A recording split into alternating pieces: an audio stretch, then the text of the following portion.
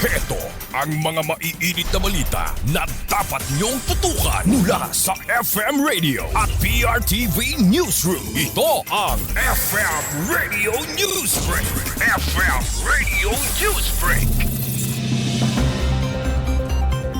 Magandang hapon mga ka-Vibes, narito na ang mga maiinit na balita para sa ating FM Radio Newsbreak. Binigyang diin ni House Majority Leader Sandro Marcos ang pangangailangang mapagaan ang pinansyal na pasanin ng mga Pilipino lalong-lalo na sa Middle East at kanilang mga pamilya sa bansa. Ito'y matapos niyang isulong ang House Resolution number 905 na nananawagan sa mga bangko at remittance centers na pansamantalang bawasan o alisin ang mga singil sa pagpapadala ng pera. Samantala, ayon pa sa mambabatas, mahalagang hakbang ito sa gitna ng tumataas na gastusin, lalo na sa pagmahal ng langis na nagdudulot ng pagtaas ng pamasahe, kuryente at mga pangunahing bilihin naman sa rehiyon.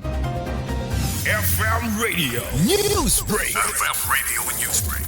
Samantala sa iba pang mga balita, magpapatupad ang Department of Transportation ng 50% diskwento sa pamasahe sa MRT3 at LRT2 simula March 23, 2026. Sinabi ng ahensya na otomatikong maia-avail ang diskwento na may hawak ng Blue Beep card habang nakadiskwento na rin ng 50% ang mga single journey tickets. Ayon sa DOTR, alinsunod ito sa direktiba ni Pangulong Ferdinand Bongbong Marcos Jr. upang maibsan ang pasanin ng mga commuters sa gitna ng pagtaas ng presyo ng langis dahil sa tension naman sa Middle East.